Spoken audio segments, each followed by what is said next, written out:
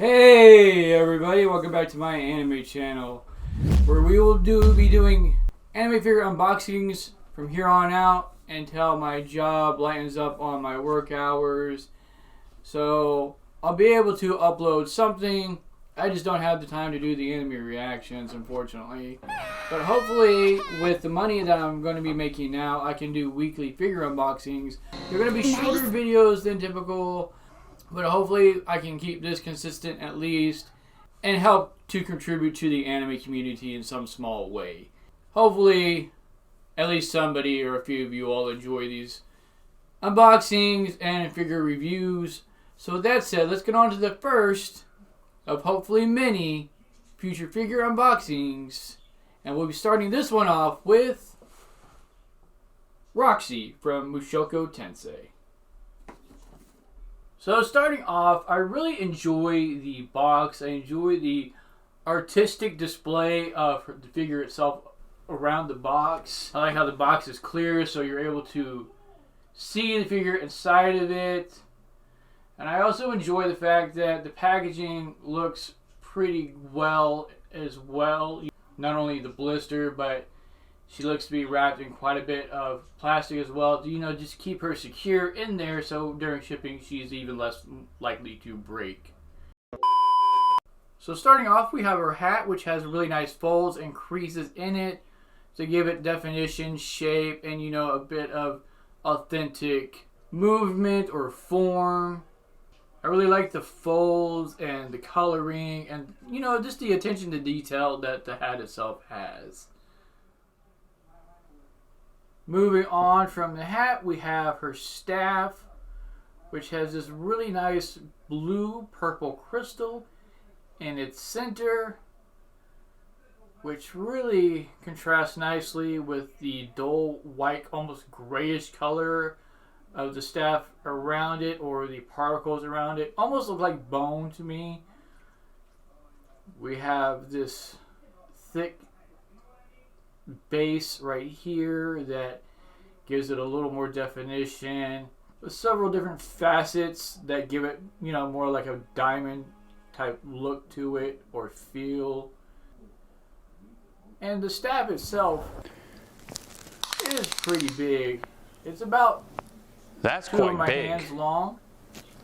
Impressive. Yeah, I really like this. It's really pretty.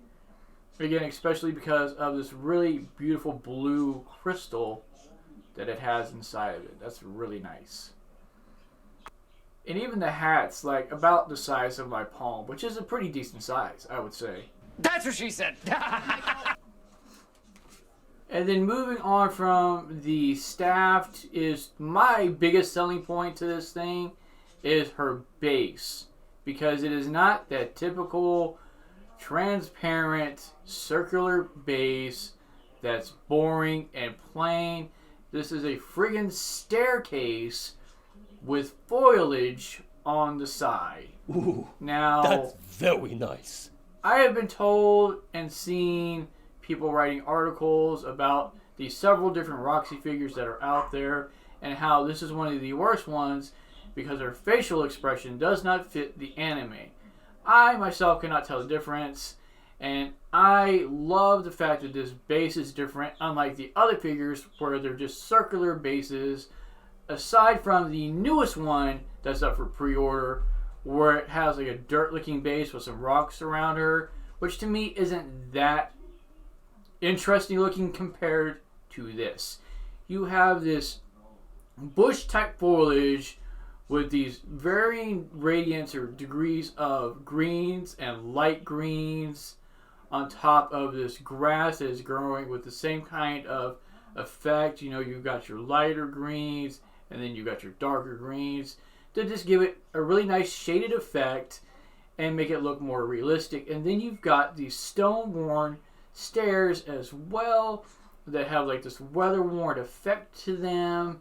And again, with the varying degrees of grays, whites, and even somewhat darkish black paint, it really looks realistic.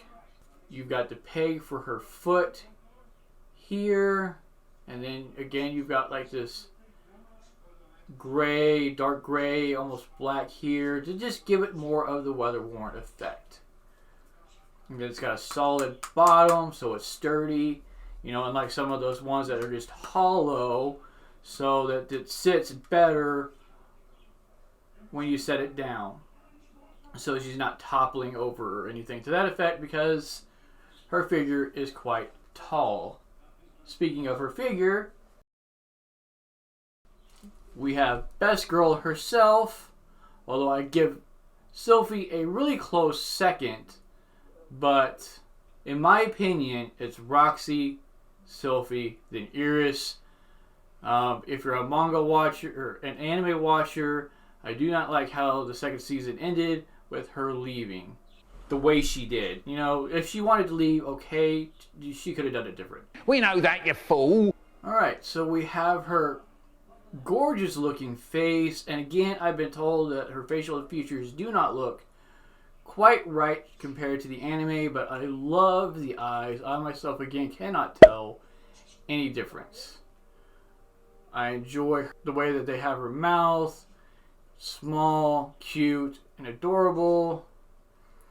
We have her cloak that is just flowing outward along with her hair, just going this direction as if she's been, you know, like a big gust of wind has been blown by as she's been walking.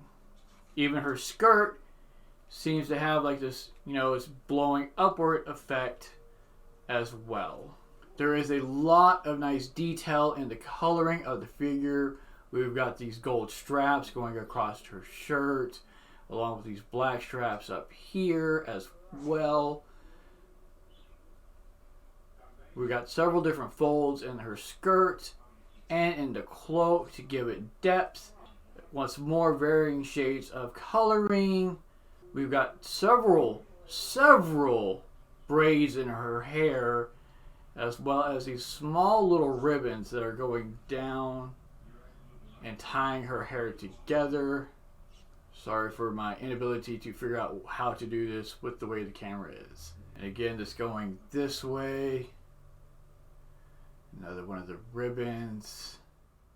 We've got nice detail on her boots, several different ridges as well. We've got like this little seam going down the side of it with these little straps.